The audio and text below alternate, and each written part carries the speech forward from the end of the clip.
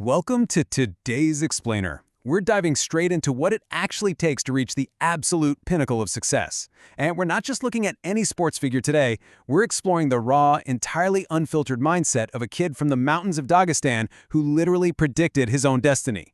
Yep, we're talking about Khabib Nurmagomedov. We're going to look directly at his own words to decode the mental framework that allowed him to completely dominate his field. So if you've ever wondered what it takes to truly be the absolute best in the world at something, well, you're going to want to pay close attention to this. Okay, let's kick things off with this unbelievable story that sets the stage perfectly. So when Khabib first showed up at his gym in America, he barely spoke a word of English, right? But his teammate Daniel Cormier, DC, remembers something absolutely wild. This young, totally unknown fighter would walk into the gym every single day, pull out his phone, and just play an audio clip of UFC announcer Bruce Buffer introducing him as the undefeated champion of the world. He'd listen to it on repeat, look dead at his teammates, and declare, DC, one day I'm going to be undefeated, undisputed champion, and I'm going to make loads of money. Naturally, everyone thought he was crazy, but he was actively manifesting his dream. He was forging absolute certainty in his mind, way before reality ever caught up. Let's get into Pillar 1, sacrifice over discipline. You know, people absolutely love throwing the word discipline around. They talk about waking up on time, sticking to a nice schedule, eating right. But Khabib draws a huge, definitive line in the sand here. He says true greatness, it demands 100% focus, where you literally have to be willing to sacrifice everything. Discipline is just sticking to a schedule. Sacrifice is giving up your time, missing out on your family, and totally abandoning your comforts. He's incredibly blunt about it, saying this game is for the tough. If you aren't ready to sacrifice your entire life for the goal, honestly, just sit at home. You can't be 50-50 on this. You gotta be all in. And we're not talking about some intense training camp for a few weeks before a big event. This was his entire life, literally since childhood. Wake up at 6 a.m., train, eat breakfast, go to school, do homework, train again, eat, sleep, and repeat, the whole shebang. And it actually didn't even stop there. He talks about going home after that second training session, resting for a bit, and then just feeling like it wasn't enough. So he'd head back out to the gym at 11 p.m. or midnight for a third session. Even when he was totally exhausted, he knew he had to wake up at 7 a.m. the next day to do it all over again. Now, you might assume a world champion would sing the praises of natural, God-given gifts, right? But actually, he viewed talent as a trap for laziness. He noticed that really talented people often rely entirely on those natural gifts and just start slacking off. But think about it. When you come from nowhere, when you don't naturally have those unbelievable physical gifts, hard work becomes the true equalizer. Relentless repetition and massive sacrifice forge an unbreakable mindset that pure talent just can't buy. Basically, he just outworked everybody else's natural ability. Moving on to Pillar 2, harnessing the pressure. Here's the crucial difference between being just a tough fighter and being a true champion. Look, there are thousands of incredibly tough fighters out there. But when those arena lights hit and millions of people are watching, most people just can't control themselves. They panic, they freeze up, they totally crumble. A champion, on the other hand, doesn't just survive that pressure, they control it. They take that immense weight and actively redirect it straight at their opponent.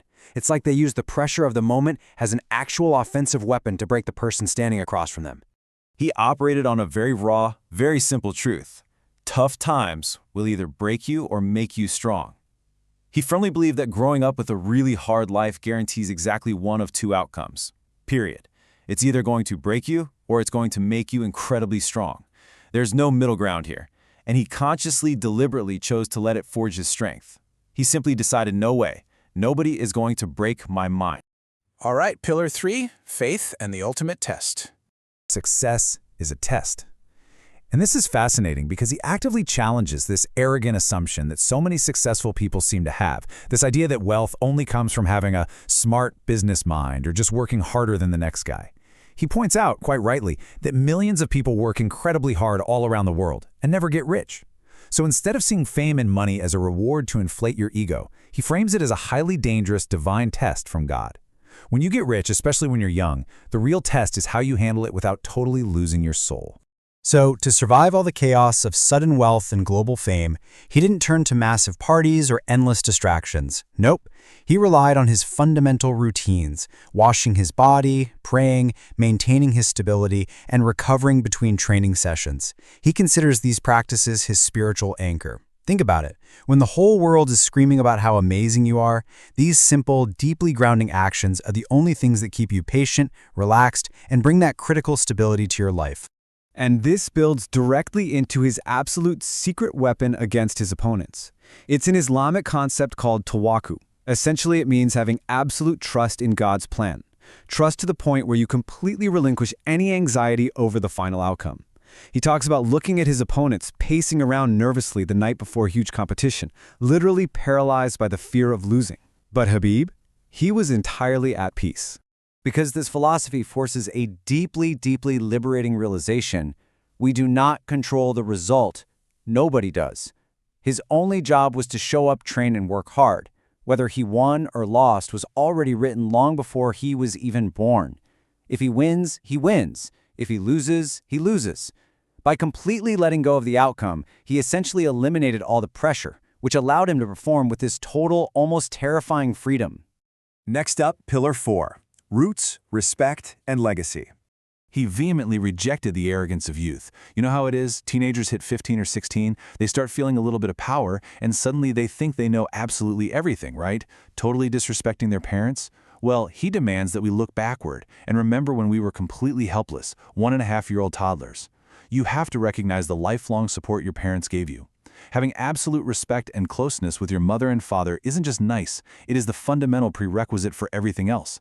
He promises that if you listen to them, everything in your life will just fall into place. So how does that translate to the public eye? Well, he actually gave a pretty harsh warning about modern influencer culture. He contrasts wearing a mask, faking an image just to grab followers and make a quick buck, with showing your real face. He warns that a fake mask will always slip eventually. Years down the line, people are going to see exactly who you truly are. Having millions of followers is entirely worthless, almost shameful really, if you're only using them to enrich yourself. Your actual job is to project good energy and inspire people to become better human beings. 1. That is the exact number of lives you need to positively change to secure a meaningful legacy. Just one. You don't need to change millions of lives. If you can inspire and alter the trajectory of even just one single person, then your life and your success have been completely 100% worth it. And finally, Pillar 5, to fly like an eagle. Despite literally conquering the world and achieving the exact dream he played on that audio clip all those years ago, his deepest desire wasn't to stay in the spotlight forever. He famously said, "I want to be free because I'm an eagle. I want to fly." He genuinely just wanted to leave the fame behind, return to his village in the mountains, spend time with his family and friends, and simply be free with his people. He really didn't need the constant validation of the world anymore. And this desire was driven by the ultimate humbler, the stark realization that everything is going to be finished one day. He constantly reminded himself that it doesn't matter how many wars you win in the arena, and it doesn't matter how much money is sitting in your bank account, mortality comes for us all. Everything is going to be finished one day, a couple people are going to put you in a grave, and well, that's it.